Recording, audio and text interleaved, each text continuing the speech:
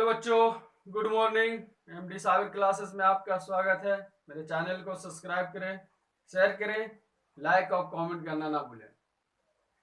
तो आज political science से रिलेटेड प्रस्तावना यानी पंडित जवाहरलाल नेहरू द्वारा भारतीय संविधान सभा में उद्देश्य का यानी प्रस्तावना को पेश किया गया था, उसी के अकॉर्डिंग आज हम लोग विस्तार पूर्वक से पॉलिटिकल साइंस का प्रस्तावना के बारे में पढ़ेंगे। इसी के अकॉर्डिंग पिछला वीडियो में हम लोग कॉन्स्टिट्यूशन के बारे में पढ़े थे। उसमें भारत यानी देश का बंटवारा हो जाने के बाद 3 जून 1947 को देश का बंटवारा हो गया था। उस समय संविधान सभा में सदस्य की संख्या 324 थी।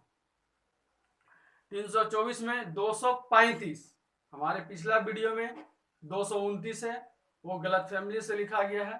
थोड़ा सा माफी चाहता हूँ, सॉरी इस बात के लिए। तो इसी वीडियो में हम आपको बता दे रहे हैं कि 334 किसी भी संख्या को जोड़ने पर अगर वो पूर्ण संख्या पूरा आ जाता है तो समझिए कि मेरा सही है। तो 324 में 235 जो है प्रांतीय सदस्य के लिए बांटा गया था और 88 89 जो देशी राज के लिए। तो थोड़ा ये देख लीजिएगा।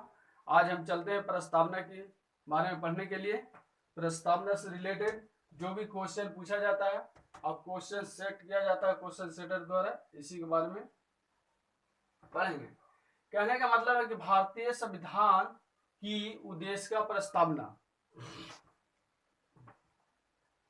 आंसर दिया गया है कि नेहरू द्वारा, तो सही बात है। पंडित जवाहरलाल नेहरू द्वारा जब संविधान सभा में कॉन्स्टिट्यूशन यानी उद्देश्य को प्रस्ताव को पेश किया गया, उस समय जो बात उन्हें लिखी प्रस्तावना में, जब उन्हें प्रस्तावना को स्वीकार किया गया था 22 तारीख को, उस समय 29 अगस्त को जब गठन हुआ, संविधान सभा का गठन हुआ था, तो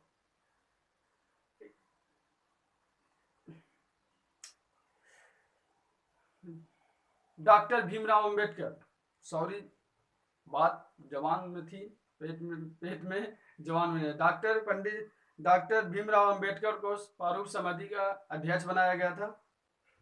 उसी के अकॉर्डिंग जब वो प्रस्तावना को पढ़ लिए थे, पढ़ने के बाद वो 7 गो सदस्य का मतलब नामांकन किया था कि हमें 7 सदस्य के लिए मतलब कुछ ये करना था। उसमें बहुत सा कृष्णा लाल मुंशी, मानिक लाल, साधु लाल, बहुत सा टीटी उषा, जो भी सदस्य को बनाया गया था, उसी के अकॉर्डिंग प्रस्तावना से रिलेटेड आज हम लोग उद्देश्य को पढ़ेंगे।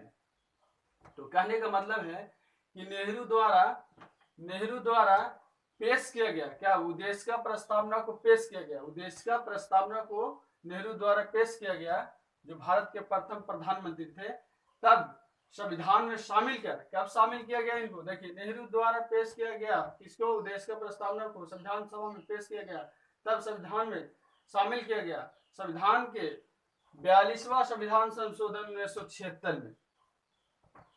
जब हम आपको संविधान संशोधन के बारे में विस्तार पूर्वक पढ़ाएंगे कि संविधान संशोधन क्या है, संविधान संशोधन बारी बारी से जो भी टॉपिक हम लोग पढ़ाएंगे सीरियस से पढ़ाएंगे, और सभी टॉपिक को आपको क्वेश्चन सेटर के बारे में, क्वेश्चन सेट होता है, एग्जामिनर क्वेश्चन सेट कैसे करता है, इसके बारे में विस्तार पूर्वक हर वीडियो में आपको प्रोवाइड कराएंगे। तो 42वां संविधान संशोधन 1976 में से शामिल किया गया, जिसमें हम भारत के लोग, भारत के संपूर्ण प्रभुत्व समान, समाजवादी, पंथ निरपेक्ष, लोकतांत्रिक गणराज्य बनाने के लिए तथा उसके समस्त नागरिक को सामाजिक, आर्थिक, राजनीतिक न्याय विचार अभिव्यक्ति यानी न्याय विचार दिलाने के लिए अभिव्यक्ति, विश्वास, धर्म, उपासना की स्वतंत्रता, प्रतिष्ठा और अवसर की समानता प्राप्त करने के लिए तथा उन सब में व्यक्ति की गरिमा और राष्ट्र की एकता अखंडता को बनाए रखने के लिए ये जो है पंडित जवाहरलाल नेहरू द्वारा उद्देश्य को यानी प्रस्तावना को पेश किया गया था।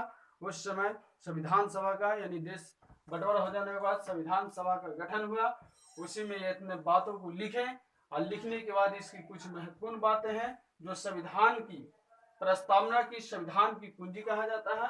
प्रस्तावना को न्यायालय में परिवर्तित नहीं किया जा सकता। ये क्यों नहीं किया जा सकता, जैसे देखिए सरकार गठन होने के बाद सरकार की कोई व्यक्ति मतलब न्यायालय में यानी संविधान के उद्देश्य को यानी संविधान के बारे में किसी भी संसद में यदि संविधान की प्रस्तावना के बारे में वो किसी भी न्यायालय में चुनौती अगर देता है तो चुनौती को स्वीकार नहीं किया जाएगा।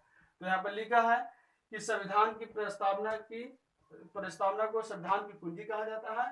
प्रस्तावना को न्यायालय में यानी सर्वोच्च न्यायालय हो गया और उच्च न्यायालय हो गया, इसमें संविधान जो प्रस्तावना को न्यायालय में परिवर्तित नहीं किया जा सकता।